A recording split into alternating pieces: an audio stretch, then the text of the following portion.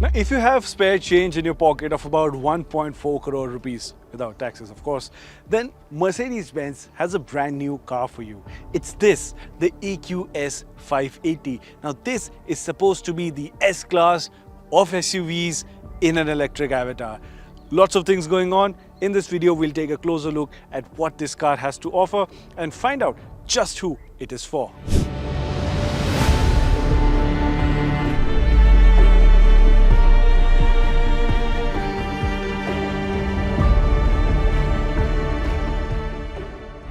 Now, without wasting any time, let's get straight to the design of the car. And the first thing you'll notice is that this has a rather simple silhouette. There's no drama going on. It's a bit too plain Jane for my liking, especially if you compare it against the other S-Class equivalent SUV that Mercedes sells, but with an internal combustion engine.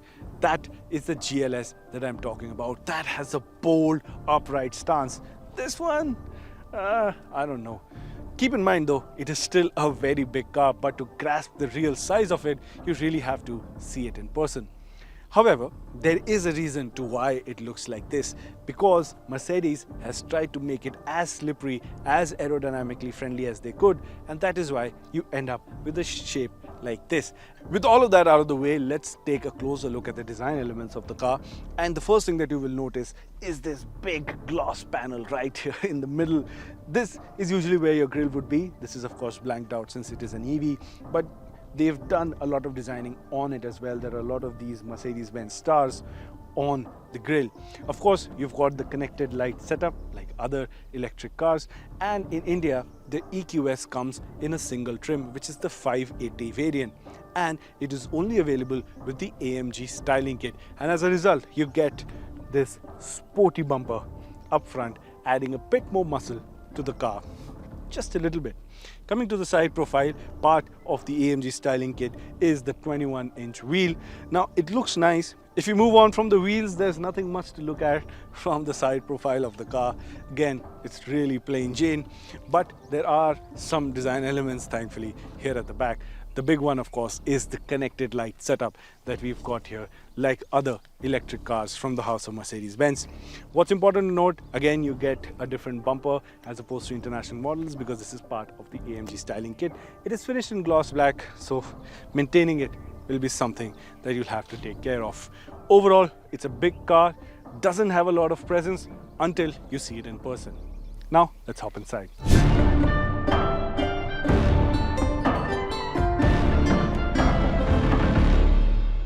Once you step inside the cabin of the EQS, well, I have to hand it over to Mercedes-Benz. This is a wonderful cabin experience. Everything you touch feels premium. Everything is very well put together. Everything is just the best. I would go on to say this is the best cabin experience amongst the top of the line flagship SUVs that other German automakers compete with against the EQS. I really like this cabin. The highlight of course is this big panel running across the dashboard. Two screens on each side which are 12.3 inches and one massive 17.7-inch screen, all housed behind a single piece of glass. These are OLED panels with haptic feedback. This is an infotainment experience unlike any other car. I really like this. What's good of course is your passenger has a separate screen. You have this big one to run maps, and of course you have the all digital instrument cluster as well. All of these screens have different themes, different layouts, different color options that you can choose from, and of course you've got ambient lighting all around the car as well, so you can really drive the car down to a particular kind of mood that you like depending on the time of the day. This is a fantastic experience, in case I have not mentioned that before. Now, it's not perfect still. I'm not a big fan of this entirely touch-based control system on the steering wheel. There are some false touches that can happen every now and then. It's just something I think we have to get used to. There are of course paddle shifters behind the steering wheel too. And what are they doing in an electric car? Well, that is something we'll talk about in the driving segment. You have a lot of space to keep your knickknacks. What I really like is that this console has a floating design, so you have a lot of space in the middle, and that can be particularly helpful to keep things like purses and small bags if you want to, opening up space for your legs. Talking about leg space, well, that is something that is a point of concern for me, to be honest. You see, the test cars that we are driving, they are specced with these white interiors. It looks beautiful, it looks fantastic, very futuristic, but maintaining it, oh my god, that's going to be a task. Case in point, the mats in our cars. It's only been a day. This is day one of these cars being driven by the media. We are the first ones literally spending time with the car, and they're already in a state that just gives me anxiety. We would recommend going for the other interior color option that can be had with the EQS that comes in a beige shade, as that would fare better over the long run. Now, to give you an idea of space, I've set the driver's seat as per my height. For reference, I'm 5'10", and I've set the front passenger seat along the same position to give you an idea of space here at the boss seat. As you can see, I have loads of knee room over here. I can comfortably slide my feet under the seat, and I can get really comfortable here thanks to these nice cushions for my neck as well. Of course, you can have 3 people sitting here. There's no big transmission tunnel in the middle because it's an EV, and you can have 3 people sitting here abreast if you want to. However, in case you don't, you can drop down this armrest for a bit more comfort. Of course, you get these 11.5-inch screens, 2 of them at the back, just in case the 3 digital screens up front and these 2 weren't enough for you. You also get another one here in the armrest. This is everything you need to control the functions and features of the car right here. It's a really nice touch. You can take it out if you need to, or you can place it back here. What's also interesting is you can pop this out. You have a space to keep your phone if required. You have pop-out cup holders over here, and if you press this button, what you will see is a wireless charging pad under the armrest. So really good use of space that is available inside the cabin. Now, I also have to talk about the sound experience. Burmester sound system, top notch, no complaints there whatsoever. The car also comes with this 2-part split sunroof. It lets in a lot of light with this bright cabin. It gives it a sense of space. It's a good addition, but the blinds have a bit of light leaking through it. Now, that, in my experience, can have the cabin really hot during peak summer, and it has been no different even when we've been driving the car through Hyderabad today. The cabin tends to get a bit on the warmer side, so that is something you need to keep in mind. A quick note about the features. Well, what I really like is that the car comes with this pouch over here, and that obviously houses the Mercedes branded over-the-ear headphones, which come standard with the car. They look quite nice and they sound well too.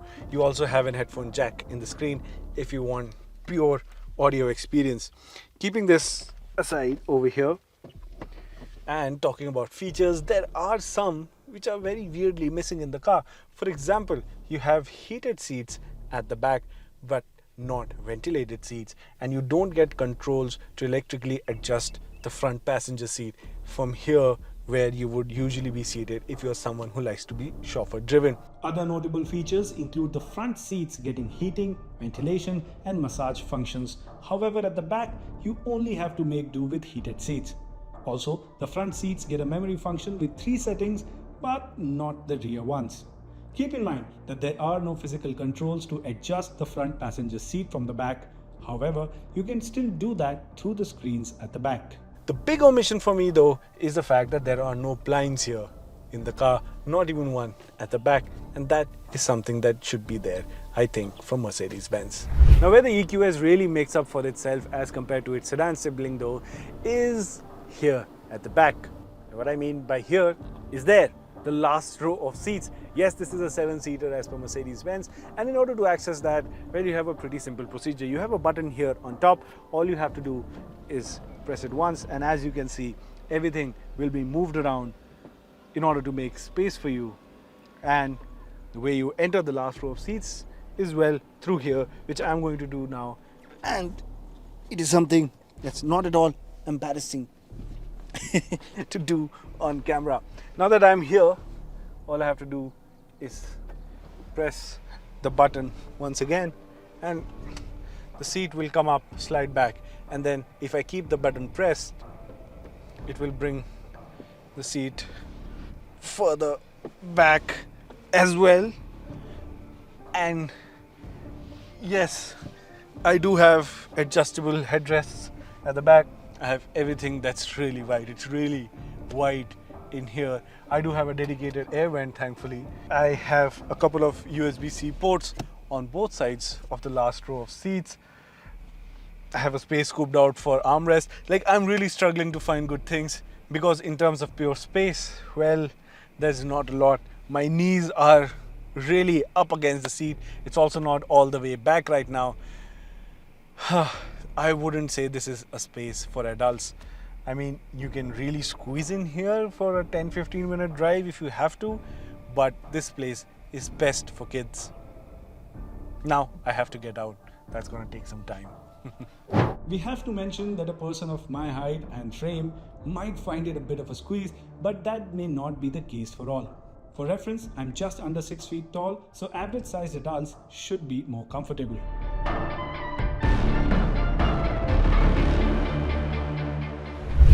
Now coming to the boot space, as you can see, again, decent amount of storage space available here at the back, even with the last row of seats up. And of course, you can fold everything down to make more space. Thankfully though, it's a little bit easier because you have two buttons over here, which will fold down the middle row of seats for you electrically. And if you want to fold down the last row of seats, well, you first have to manually, of course, fold down the headrests, and using these chunky buttons, well, you can fold them away. And then you see just how much space you can open up here at the back. Once again, the EQS is making grounds on the grounds of practicality. I really like the amount of space. You can literally lie down there and catch a nap. However, if you want to pick up the seats once again, the middle row, of course, you can do electrically with the touch of a button. But if you want to pick up the last row of seats, surprisingly, there's no strap or something to pull them back up. So you rather inelegantly have to pick them up, put them back up, and realize there's another one. So you have to do that again. Go inside. And pull that back up. I really thought today's video is going to be less embarrassing, but that's where we are.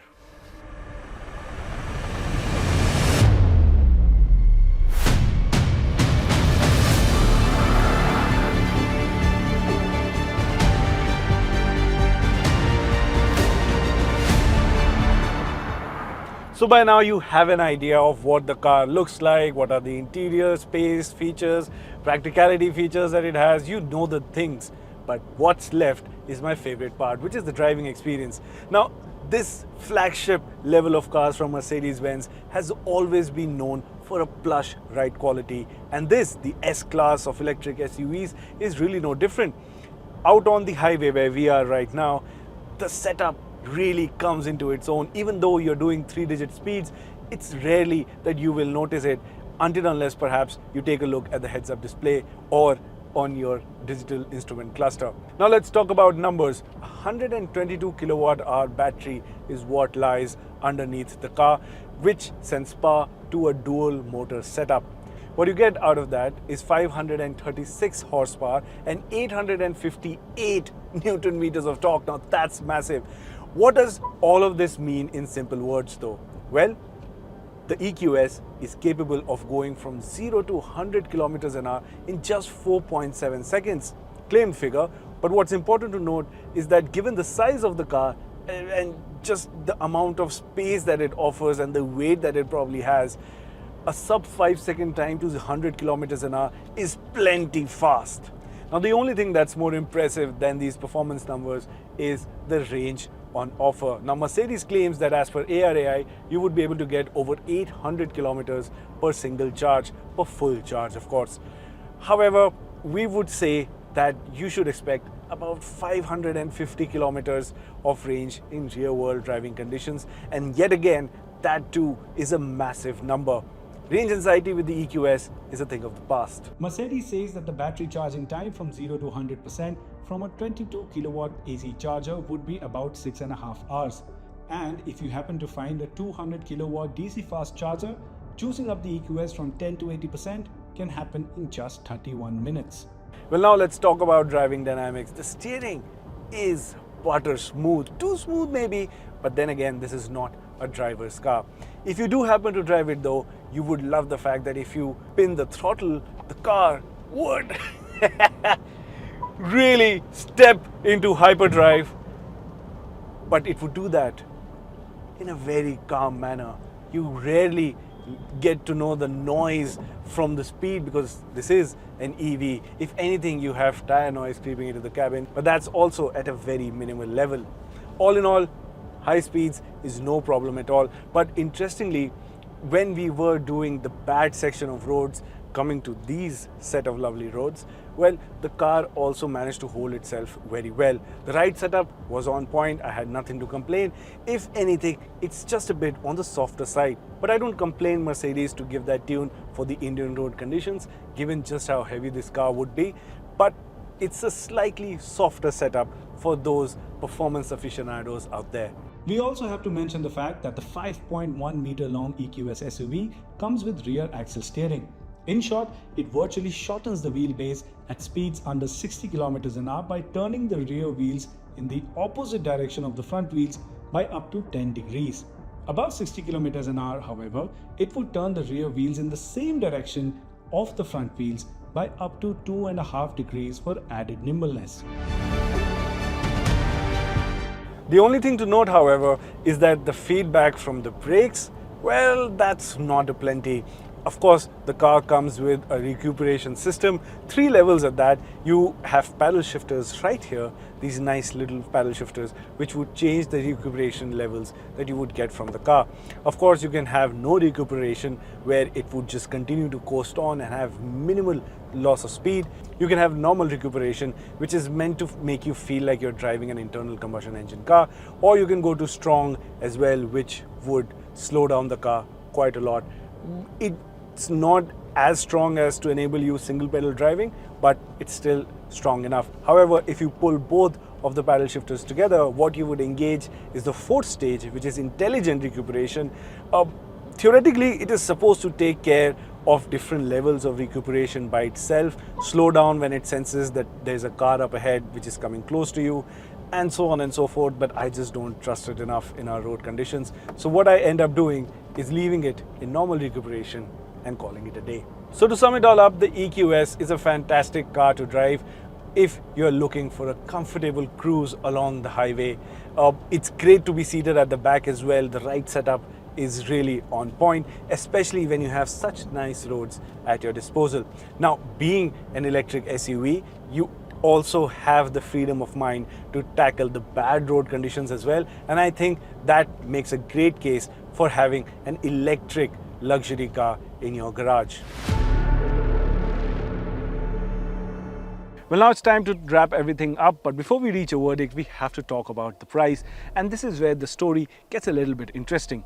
You see, the EQS 580 has been launched in India at an introductory price tag of just 1.41 crore rupees ex-showroom. And to give you an idea of just how good this pricing is, we have to talk about the other electric SUV that is positioned below it, which is the EQE, the E-Class equivalent of an electric SUV from the house of Mercedes-Benz. That car is only 2 lakh rupees less than this car right here. So this one, of course, offers exceptional value for money when you compare it to other electric SUVs from the house of Mercedes-Benz. How has this been possible? Well, this car is now assembled in India, making our country only the second one to do so after America. And that, of course, shows just how committed Mercedes is with electric SUVs in our country.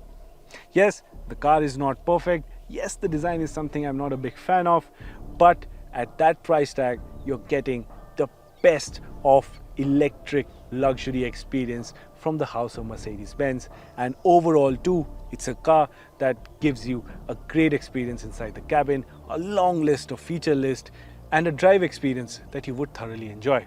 But before we sign off, we have to ask you, our lovely viewers, of what you think about the car. Do you think it's nice? Do you think it's good value for money? Well, that is something I'm looking forward to find out in the comment section. I'll be hanging down there. Stay subscribed to the autoX YouTube channel. Click that bell notification icon if you haven't. I'll see you around next time.